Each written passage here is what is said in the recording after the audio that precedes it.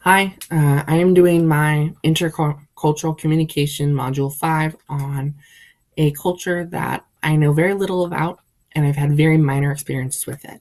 Today, I will be discussing my research on the Hmong culture.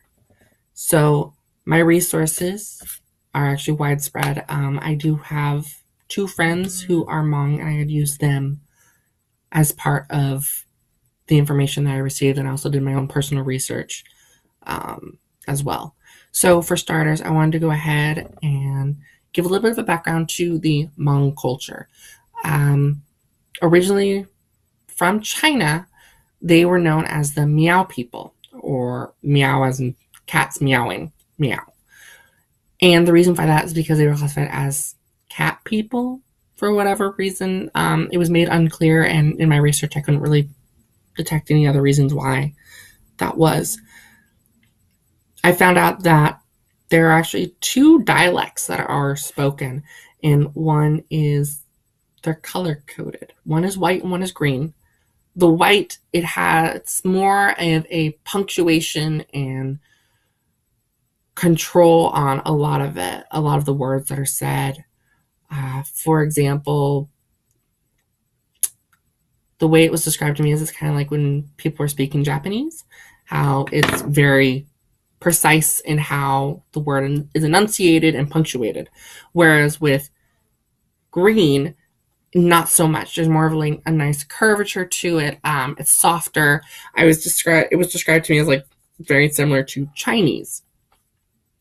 So I thought that was rather interesting that two dialects and they have completely different um, stances on how you're supposed to speak.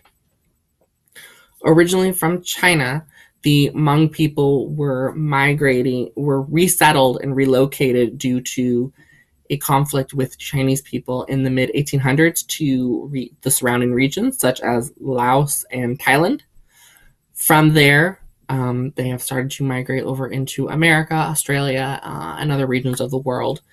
Primarily in America, they are dominant in California and Minnesota. Those are two huge populations of Hmong people, which is really fascinating. The religious views of the Hmong people is very animistic, and they practice shamanism, which I thought, coming from a Christian family, it was different. And I was listening to some of the stories that my friend was describing to me, and they were all quite fascinating on how descriptive and useful it actually was. For example, one of the stories that was mentioned to me was about spirits and how these spirits would take shape of people and visit the villages, specifically to find the prettiest girl in the village.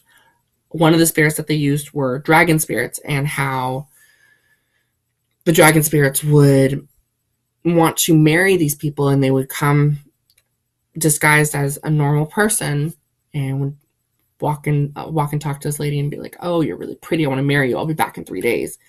And then that person would suddenly become ill and eventually would end up fading. And when the shaman would approach and the family would ask them what's going on, it was concluded that a dragon spirit had actually taken them. And I found out that dragon spirits are actually one of the strongest spirits in the spirit realm. And that's what a shaman's job is to identify what spirits, because shaman can go from the physical realm, our realm, and the spirit realm, which I found quite fascinating. I'm not really sure what the correlation would be for like Christianity, because they don't really have a spiritualistic aspect. It's very monotheistic, so it's very different. One of the issues that I did run into was how kidnapping brides was a thing. I've heard about it in some cultures, but I didn't realize it was a rather prominent thing. I thought it was minor. And I found that it's a lot more common than I thought. According to my friend, we were discussing it, and they had actually were able to trace back, like there were some cases, like one in Minnesota recently, I think back in 1995, so not like super recent, about a kidnapped bride. And when I was doing my research on kidnapping brides, I found that there's a few ways in which the would-be groom would do it. Is he would offer a gift and then wait a couple days, and with his family or his friends actually kidnap her. And it was the job of her family to find her and get her back. And then they would have the option, if they couldn't find her, she was forced to marry him. If they did find her, she didn't have to marry him. But the problem that they run into is that culturally she's now classified as unclean because she was in another man's house. So in most cases, you end up marrying your kidnapper because it made marriage more difficult later on in life. Whereas I found that really unethical due to you didn't really have a say in it. And for me, marriage is very much one of those, it's an agreement. It's an agreement that you make with the other person to spend the rest of your life with them, not, oh, I removed you from your home, now you don't have a choice because your family's status and your reputation are damaged. Another thing that I did find is that it's a very patriarchal system, very much male enforced. So women were essentially the housework aspect, whereas men were man of the house. They made the rules. They made most of the decisions. Another cultural practice that I found was going back to the shamanism. I found it really interesting because it's completely different than what I've ever been exposed to. I've heard of sacrificing animals in the use of rituals, but I never really understood it. And from some of the research that I had done, it was actually talking about how the human body has multiple souls that are attached to it. And when you're basically swapping these souls of these animals that you've sacrificed to regain the humans, one of the human souls, because the way they look at it is that it's a giant circle for those souls, and you have to be whole for your body and for you as a being to be reincarnated back to the same status. Another term that they had used in the readings was being whole. It was looking at the comparison between shamanism and Western medicine, and I found that when you are practicing with Western medicine, if you're like having a part of an organ removed or something, the culture doesn't claim you as being whole because there's a part of you now missing, even though if it isn't something that's really needed for you to live. So they don't necessarily think that it's been cured. You've just, in a sense, ruined this person's timeline for all these future lives of theirs because you now are missing a part of them.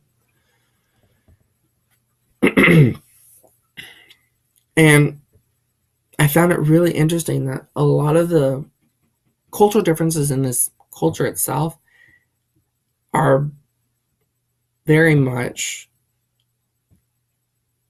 different than what I've experienced, and I haven't experienced a whole lot, so I think most cultures would really be an eye-opener for me. But for this one, what I really found the most interesting is the shamanism aspect, because I never would have thought of that really being like a type of practice,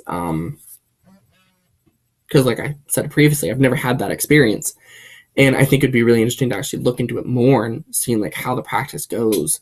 I know some of the reading I was looking into, it stated that when a person got sick and a shaman came in, the shaman could tell them like, oh, it's because you're chosen to be another shaman, and they would train them, or they would be able to tell them, oh no, it's something else. And it was one of those really cool, like how they use herbs and different medicine than westernized medicine aspects to it. I think that some of the challenges I did experience analyzing this culture was actually getting the research and compiling it and finding out more about the background.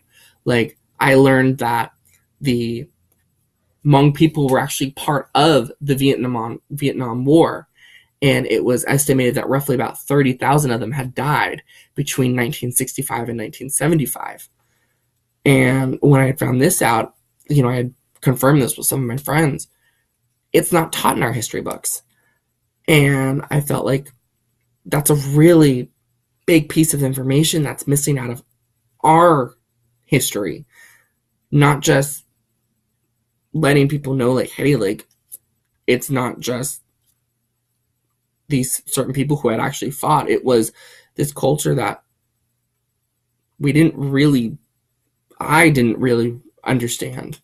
And I think it'd be really awesome to actually recognize that when we're teaching our history books of, like, especially during that time of the Vietnam War, being like, it was not just the Americans and the Vietnamese, it was actually all these groups.